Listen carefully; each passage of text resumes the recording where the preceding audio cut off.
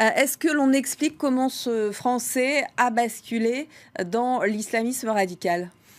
En fait, il a un profil parmi tant d'autres. Donc, ce sont des jeunes qui n'ont pas d'origine arabe ni musulmane, qui se sont convertis à l'islam et qui se sont radicalisés et qui, in fine, avec l'éclatement de la guerre en Syrie, ont rejoint la Syrie pour faire le djihad. Donc, il y a beaucoup de jeunes qui ont eu ce parcours, mais ce parcours n'est pas, si je puis dire, typique. Il y a plusieurs expériences, plusieurs façons d'y aller et plusieurs profils qui ont rejoint le djihad. Donc, ce jeune homme est un profil parmi tant d'autres. Et ce qui se reflète dans cela, c'est qu'on voit très bien que ça touche différentes couches de la société et des personnes de différentes origines. Donc, il y a beaucoup de gens qui n'ont eu jamais de contact avec des Arabes ou avec des musulmans, qui n'ont jamais été dans une mosquée, qui se sont convertis, radicalisés tout seuls et qui, in fine, ont rejoint un groupe djihadiste en Syrie, que ce soit donc le Front al-Nusra, la branche syrienne d'Al-Qaïda, ou l'État islamique en Irak au Levant, qui est devenu après donc l'État islamique actuel, qui se prétend califat.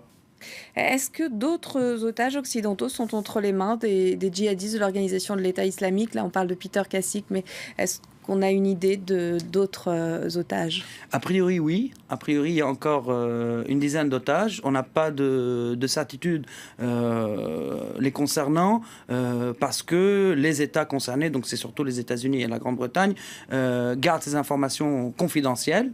Mais on sait très bien que les États-Unis et la Grande-Bretagne ont refusé de négocier avec l'État islamique, ce qui a fait que les autres otages occidentaux, comme les Espagnols, comme nos 4 ressortissants journalistes français, ils ont été libérés, avec certaines conditions bien sûr, et que les anglo-saxons n'ont pas été libérés, et qu'aujourd'hui ils subissent la vengeance de l'État islamique depuis le début des frappes de la coalition en Irak et après en Syrie.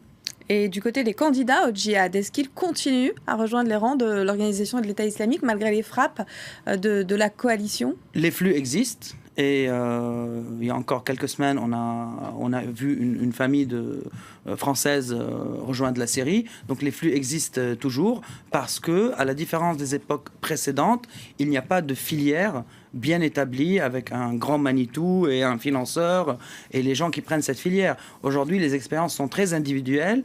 Ça veut dire les candidats au djihad comme Abou Abdallah le français, donc Maxime, et il a été tout seul.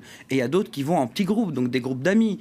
Parfois, une personne arrive en Syrie et elle encourage ses copains de quartier à la rejoindre. Donc ça se passe plus comme avant, ça se passe plus dans les mosquées, il n'y a plus de filière établie, ce qui rend les choses beaucoup plus ingérables, on va dire, pour les autorités, et ce qui explique la facilité avec laquelle ces gens arrivent dans ces théâtres de guerre que sont la Syrie et l'Irak, et ce qui explique aussi d'une certaine manière que parfois les retours sont aussi chaotiques, malgré le fait que les retours sont très... il y a très peu de retours, hein. Ça veut dire les Français, par exemple, qui sont rentrés en France, ils appartenaient tous à un même groupe, donc le Front al-Nusra, Al-Qaïda, et ils étaient très jeunes, ils ont un profil très spécifique, alors que les plus aguerris, ceux qui sont dans les rangs de l'État islamique, sont toujours là-bas, voire avec leur famille.